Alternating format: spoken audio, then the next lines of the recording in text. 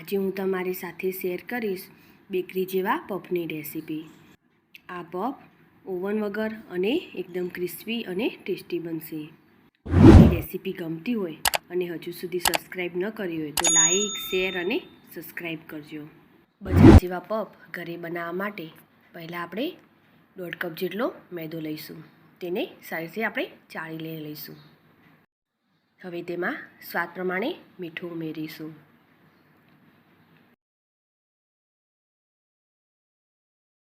4 ચમચી જેટલું આપણે તેમાં તેલ ઉમેરીશું। હવે આપણે સરસ રીતે મિક્સ કરી લઈશું।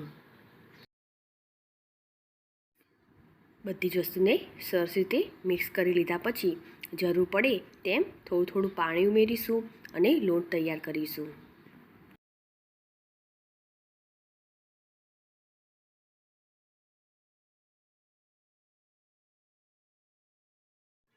આ રીતે બહુ સોફ્ટ નહીં અને બહુ હાર્ડ નહીં તેવો લોટ રેડી કરીશું।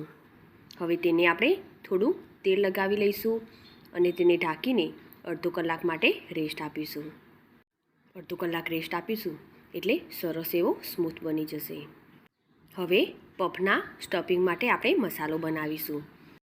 તો તેના માટે 1 કપ જેટલા બાફેલા બટાકાને મેશ કરીને લઈશું અને અડધો કપ જેટલા વટાણાને બાફીને લઈશું। હવે કડાઈ લઈશું। તેમાં 3 ચમચી જેટલું તેલ ઉમેરીશું। તેલ ગરમ થાય એટલે તેમાં જીરું ઉમેરીશું અને ચપટી હિંગ એડ કરીશું અને થોડા મીઠા લીમડાના પાન એડ કરીશું। આ રીતે આપણે ટુકડા કરીને ઉમેરીશું જેથી ફ્લેવર એકદમ સરસ આવશે। હવે તેમાં થોડા ઝીણા સમારેલા લીલા મરચાં ઉમેરીશું। હવે તેમાં લીલા વટાણા ઉમેરીશું। વટાણાને સાતળી લઈશું। હવે તેમાં આપણે રૂટીન મસાલા એડ કરીશું। તો 2 ચમચી જેટલી હળદર ઉમેરીશું। 2 ચમચી જેટલું આપણે લાલ મરચું પાવડર ઉમેરીશું। 2 ચમચી જેટલું ધાણા જીરું પાવડર ઉમેરીશું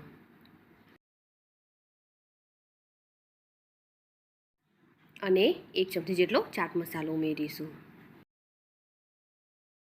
હવે બધી જ વસ્તુને સરસ રીતે મિક્સ કરી લઈશું। હવે તેમાં બાફેલા બટાકાને ઉમેરીશું અને તેને પણ મસાલા સાથે મિક્સ કરી લઈશું।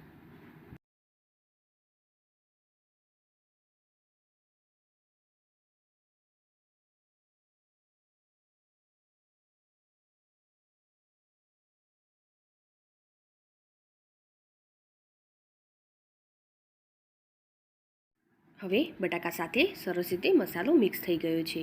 હવે તેમાં 1 ચમચી જેટલો ગરમ મસાલો ઉમેરીશું। તેનાથી ટેસ્ટ અને સુગંધ પણ સરસ આવશે। પફના સ્ટફિંગ માટે મસાલો રેડી થઈ ગયો છે। હવે આપણે એક વાસણમાં આ રીતે 3 ચમચી જેટલું ઘી લઈશું અને સાઈડમાં આપણે કોર્નફ્લોર લઈશું। અડધો કલાક પછી આપણે લોટને સરસ એવો મસળી લઈશું।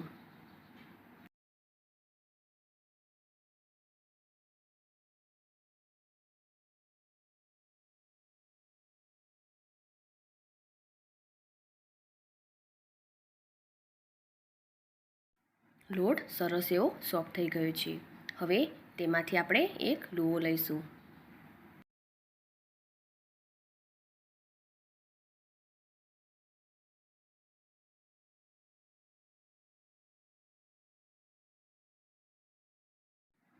આ લુઆમાંથી આપણે મોટી એક રોટલી વણી લઈશું।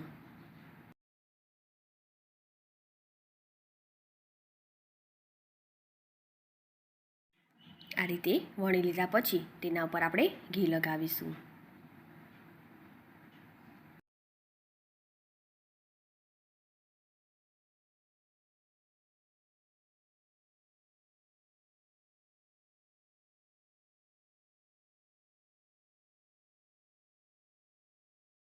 ઘી લગાવી લીધા પછી તેના પર આ રીતે કોર્નફ્લોર આ રીતે એડ કરીશું।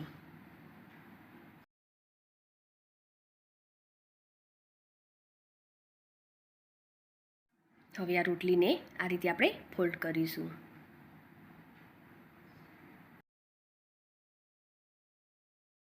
હવે ફરીથી આપણે તેના પર આ રીતે ઘી લગાવી લઈશું અને કોર્નફ્લોર ઉમેરીશું.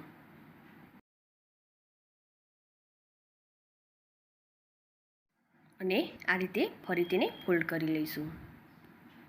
આ રીતે ફોલ્ડ કરીને આપણે તેને વણીશું એટલે સરસ એવા લેયર્સ બનશે. હવે ફરી તેને આપણે વણી લઈશું.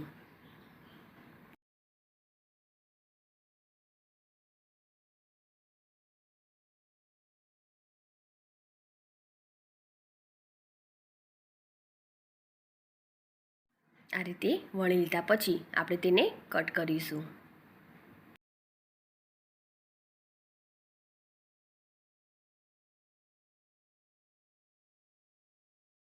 કટ કરી લીધા પછી તેમાં આપણે થોડું સ્ટફિંગ ઉમેરીશું અને કિનારી પર આપણે થોડું પાણી લગાવી લઈશું અને આ રીતે આપણે તેને પેક કરી લઈશું.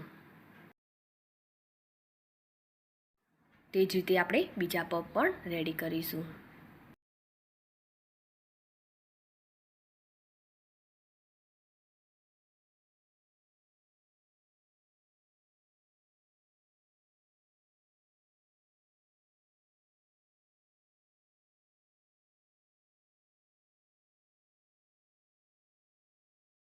હવે આપણે તેલને ગરમ કરી લઈશું અને તેલ મીડિયમ ગરમ હોય તેવું આપણે રાખવાનું છે.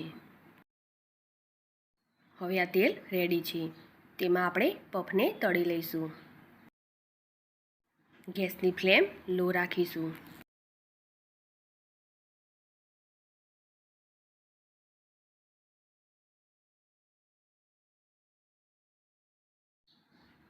હવે તેને આપણે થવા દઈશું. ગેસની ફ્લેમ એકદમ લો રાખીશું એટલે સરસ એવા ક્રિસ્પી પફ રેડી થશે. વચ્ચે વચ્ચે આપણે તેની સાઈડ ચેન્જ કરીશું.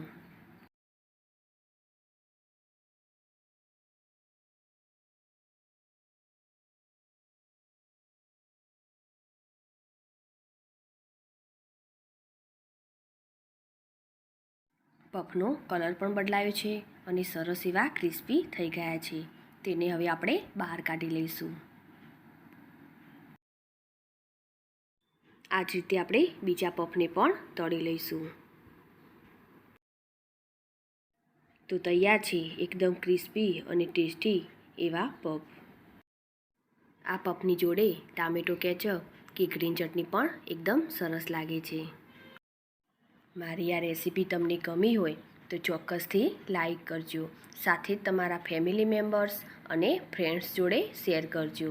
અને આ મારી ચેનલને સબસ્ક્રાઈબ કરી બાજુ આપેલ બેલ આઇકોન પ્રેસ કરજો જેથી નવી રેસીપીના અપડેટ તમને મળતા રહે. ફરી મળીશું આવી અવનવી રેસીપીના સાથે.